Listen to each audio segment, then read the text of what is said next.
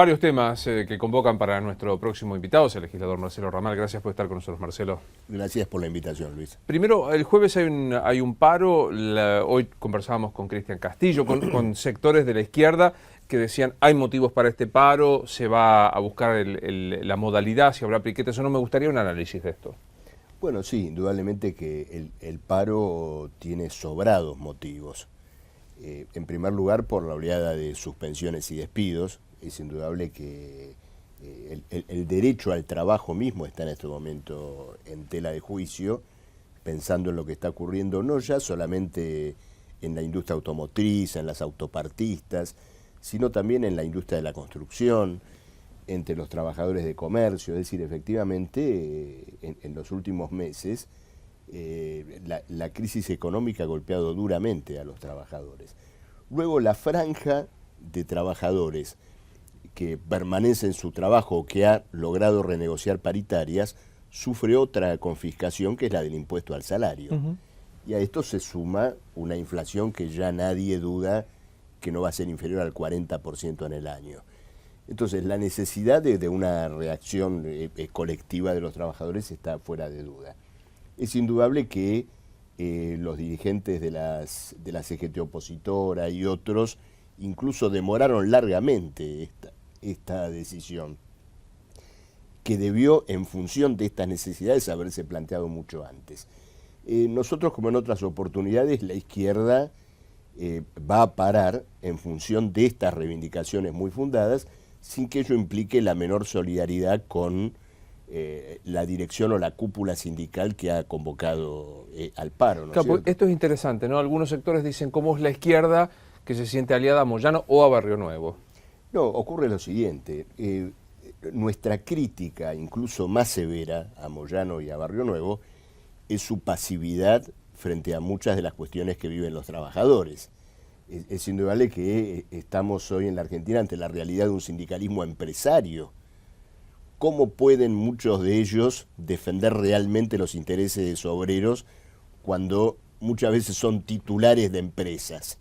Lo hemos visto con Pedraza, lo hemos visto con toda aquella crisis que se planteó en los ferrocarriles, con el asesinato de nuestro compañero Mariano Ferreira, bueno, y en otros episodios. Ahora, cuando como consecuencia de una presión que es indudable que existe por abajo, como resultado de una insatisfacción popular, estos dirigentes incluso se ven obligados a llevar adelante un paro, el papel de la izquierda es llevar adelante ese paro, señalar los límites de esta dirección sindical y buscar que tenga una impronta diferente, que esté presente un programa absolutamente claro, bueno, y que el paro exprese de alguna manera una movilización de carácter activo por parte de los trabajadores. Por eso nosotros, junto con la CTA Micheli y otros sectores sindicales, el día anterior vamos a realizar una movilización que de algún modo va a colocar en las calles los mismos reclamos que al día siguiente nos van a llevar al paro.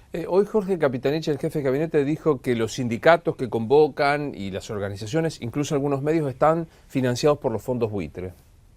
Sí, bueno, es un poco raro, ¿no es cierto?, este tipo de análisis, porque si hay algo que realmente es antagónico con los fondos buitre, es la defensa de lo único que es verdaderamente argentino, que es el derecho al trabajo. Todo lo demás está en discusión. Hay grandes empresas argentinas que tienen fondos de la deuda externa argentina, o por lo tanto ellos también son buitres. Ahora, no hay nada menos buitre en la Argentina que sus trabajadores, y por lo tanto cuando sus trabajadores están haciendo un paro, indudablemente están defendiendo el salario, el derecho al trabajo, contra la pretensión de que esos recursos sean utilizados para, nosotros, una nueva enajenación nacional, que es la de la deuda. Esto forma parte de la extorsión del gobierno. Patria o buitres. Es decir, o acompañamos lo que nosotros estamos haciendo, dice el gobierno, o estamos con los fondos buitres. Los trabajadores tienen que rechazar esa extorsión, porque en esta crisis o divergencias entre el gobierno y los fondos especulativos, nunca se ha planteado por parte del gobierno la defensa de un genuino interés nacional. El gobierno, en definitiva, ¿qué es lo que está defendiendo en esta crisis? La posibilidad de pagar hasta el último centavo de la deuda, de que lo dejen pagar. No hay un cuestionamiento al propio carácter de esta deuda que la Argentina pagó tantas veces. Entonces, los trabajadores no nos tenemos que dejar extorsionar. Cada peso que logremos recuperar para nuestro salario, cada peso que no vaya al impuesto al salario, cada puesto de trabajo es una defensa de la Argentina frente a la usura internacional y una defensa que el gobierno indudablemente no ejerce. Desde la izquierda la propuesta es no pagar, o sea, suspender todo tipo de pago de la deuda. Nosotros integramos este rechazo de la deuda a un planteo económico y social integral. No nos gusta que el planteo de no pago de la deuda quede reducido a un cliché, a un eslogan. ¿Qué significa esto? El rechazo al pago de la deuda externa debería estar asociado a una reorganización económica más general, porque la deuda, esto es lo que a veces necesita ser explicado, ¿no es cierto? La deuda no es simplemente el compromiso que tiene en este caso un país frente a alguien que te prestó plata y que se la tenés que devolver. Si vos compraste un televisor, tenés cuotas, cualquiera dice, bueno, muy bien, tengo una deuda, la devuelvo. Las deudas públicas han sido y son un mecanismo de confiscación del ahorro nacional. Y este es el papel que han jugado en muchas economías, es decir, se constituye una deuda sin contrapartida en equipamientos, en obras, en trenes o lo que fuere, simplemente son recursos que van a un agujero negro. Esa deuda en un momento no se puede pagar, los intereses suben, el país capitaliza parte de sus intereses, cada día debe más. Y por lo tanto la deuda es simplemente el pretexto para manejarle al país una política económica. Esto no es un problema argentino. Grecia, España, grandes países del mundo hoy están sometidos a este tipo de mecanismo que refleja un problema, yo diría, histórico más general. El régimen social en el cual vivimos, el capitalismo, cada día necesita para su sobrevivencia apelar a mecanismos más parasitarios.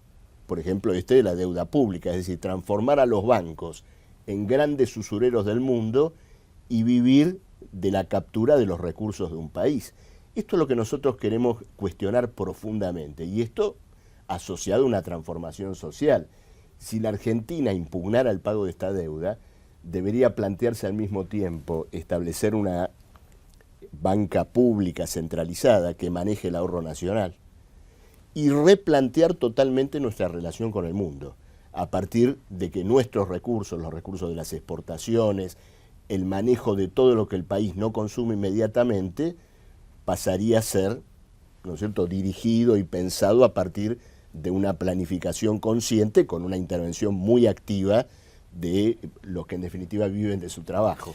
Marcelo, estuviste ayer, bueno, durante todo este tiempo, pero ayer particularmente, el fin de semana, en el desalojo de lo que fue el asentamiento Papa Francisco. Sí, sí, efectivamente. Bueno, algunos celebran el desalojo, no sé qué es lo que hay para celebrar, porque acá no se ha resuelto nada. Las cosas en todo caso están en el mismo punto en que se encontraban cuando estas familias tuvieron que hacer la toma. Pero no nos olvidemos del origen de esta crisis. La abrumadora mayoría de las familias que están allí, y conozco bien el tema, las hemos recibido en la Comisión de Vivienda de la Legislatura, son de la propia Villa 20, de la villa que está al lado. ¿Por qué se fueron? Porque no toleraban más los alquileres extorsivos que pagaban. Hay una realidad en las villas de la ciudad, que es la de los inquilinos, sí, claro, villeros, que pagan 1.000, 1.500 pesos por una pieza. Bueno, y en medio de esta situación social, muchas familias ya no lo pudieron pagar. Se fueron, buscaron un lugar que teóricamente este predio donde se hizo este asentamiento tenía que servir para la urbanización integral de la Villa 20. Pasaron 10 años desde que la legislatura sancionó esa ley de urbanización y nadie hizo nada. Entonces, este es el resultado de toda esta enorme desidia y el problema de vivienda está completamente desplanteado. Un grupo de legisladores, 5 legisladores, hace alrededor de 2 meses presentamos un proyecto con un planteo de urbanización de este barrio junto a la Villa 20. a partir de un censo, de un reconocimiento de la situación de cada familia, que naturalmente cambiaría completamente las cosas. Bueno, esto es lo que vamos a pelear ahora que se trate. Hay que llevar adelante la urbanización de la Villa 20, hay que asegurar el derecho a la vivienda de todas las personas que realmente lo precisan en este punto.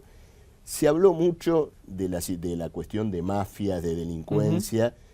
Siempre existe esto, allí donde se puede lucrar con la miseria. O sea, donde hay una posibilidad de explotación, se aprovecha y siempre vas a tener, por supuesto, esta situación. Esto es indudable. Pero ¿cuál es el mejor remedio? El remedio es urbanizar el barrio. Vos haces un loteo claro, responsable, una familia por vivienda, por lote, estudiás el caso de esa familia, separás la paja del trigo, es decir, la persona que realmente necesita vivienda. El Estado, en vez de eso, eligió el abandono. Dejó que esta situación se pudriera. Y entonces, bueno, naturalmente los que ganaron fueron los narcos, los mafiosos, etcétera. Pero indudablemente que una vez que la situación alcanzó este nivel, el propio Estado se sirvió del pretexto de la delincuencia para avanzar en este desalojo que por supuesto no ha resuelto absolutamente nada. Y hoy estamos ante esta situación. Hoy va a haber una reunión de la Comisión de Vivienda en la legislatura. Vamos a volver a plantear la necesidad de que este proyecto de urbanización se trate cuanto antes, porque en definitiva, Luis, el debate es más de fondo. El problema es para quién queremos la ciudad. Si vamos a una ciudad donde prácticamente ninguno de nosotros pueda vivir en ella y sea el escenario de un gigantesco montaje inmobiliario, financiero, turístico, con los laburantes del Riachuelo para afuera, o vamos a hacer una ciudad que encuentre sus energías en el arraigo de su población adentro. Yo comparto que digo que la desidia en materia de vivienda es obvia, es notoria, no hay que explicar demasiado, hay que mirar un poco. Ahora digo, en el mientras tanto, ¿no es peligroso admitir la toma de un lugar contaminado? Este era el viejo cementerio de vehículos. ¿No es complicado admitir la toma, digo, a los efectos que se replica en tantos otros lugares? No, el problema es el siguiente. Se ha llegado a la toma y se llegó a esta situación como resultado de muchísimas promesas incumplidas. Mira, una parte, lo sé porque dialogué con ellos, una parte importante de la gente que estaba ahí en el barrio Papa Francisco había estado en aquella crisis del Parque Indoamericano. Se fueron del Parque Indoamericano censados y con una pulserita donde se les dijo, ustedes van a tener derecho a la vivienda y por cada peso que el Estado de la ciudad ponga para vivienda, el Estado Nacional va a poner otro peso. ¿Te acordás de aquel famoso acuerdo? Claro. Nada, no pasó absolutamente nada. Entonces, ¿qué pasó? Cuando esta gente hizo la ocupación y se le planteó, bueno, vamos a discutir, es necesario urbanizar, estas tierras tienen que ser descontaminadas, etcétera, la gente dijo, a ustedes no les queremos más nada. Porque cuando pasó esto en el 2010 y ya en el 2005, con la ley de urbanización, nunca cumplieron absolutamente nada. Entonces, el gobierno y el Estado bebió de su propia medicina. Esta es la realidad. Ahora, de cara a lo que acontece en este momento, tenemos dos variantes. O volvemos a insistir en lo mismo, nos olvidamos de todo hasta la próxima crisis, o esta crisis sirve para plantear con toda energía la necesidad de la urbanización de las villas de la capital. El sur de la ciudad, y ya que empezamos hablando de economía, podría ser la plataforma de un gigantesco desarrollo económico, si fuera pensado en el arraigo para sus habitantes, porque con la vivienda vendría el desarrollo de centros de recreación, deportivos, culturales, una infraestructura escolar que falta en el sur de la ciudad. Yo presenté un proyecto en el cual fui muy ayudado por los docentes de la Asociación de Enseñanza Media y Superior, ADEMIS, para un programa de construcción de 25 escuelas desde Lugano hasta Parque Patricios. En todo ese cordón, hoy son necesarias 25 escuelas, primarias, medias o de jardines de infantes. Eso constituye una necesidad, pero al mismo tiempo podría dar lugar a puestos de trabajo, podría dar lugar, ¿no es cierto?, a todo un impulso. En cambio de eso, ¿qué es lo que tenemos? Es un gobierno que se sienta sobre la tierra, a la espera de que podamos alcanzar otro tipo de desarrollo inmobiliario, el de los edificios suntuarios, el de los emprendimientos que en general son parte de un proceso especulativo, porque se compra algo no para vivir, sino que se construyen edificios como si fueran títulos públicos para después llevar adelante una especulación. Entonces, el fondo del problema es qué ciudad queremos y qué sur de la ciudad queremos.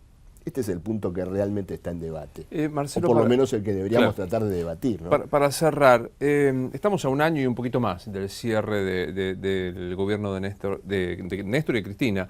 ¿Qué impresión, digamos, cómo crees que en la historia va a quedarse recordado este periodo? Yo creo que el ciclo kirchnerista está volviendo a su lugar de origen. Fíjate que nació con la impronta de una crisis de deuda y la pretensión de que íbamos al desendeudamiento. Y cierra sus días en medio de otra crisis de deuda.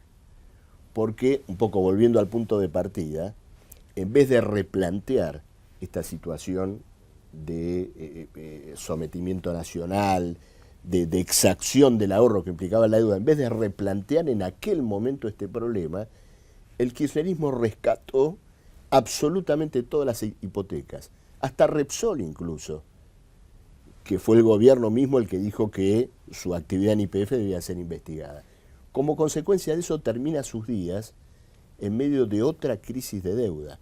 Porque lo de los buitres, Luis, no sería lo que es, o no aparecería con la fuerza que aparece, si no estuviera integrado a un problema de deuda mucho más importante. La Argentina tiene que cancelar 15.000 millones de dólares en el curso de los próximos 12 meses y el Banco Central no los tiene fehacientemente. Entonces, es un gobierno que repitió o que concluyó en el mismo punto de partida dramático del cual partió y del cual pretendió salir. Creo que es una lección en el sentido de que por lo menos los trabajadores, los jóvenes, los que buscan otra perspectiva, bueno, tengamos en claro que sobre las mismas viejas bases sociales con las que fue gobernado este país, no va a volver a pasar lo que le pasó al propio kirchnerismo. La izquierda está en eso, en justamente tratar de establecer una alternativa sobre bases sociales diferentes. Gracias como siempre por haber venido, muy amable. Gracias, Luis. Así seguimos en Infobae TV.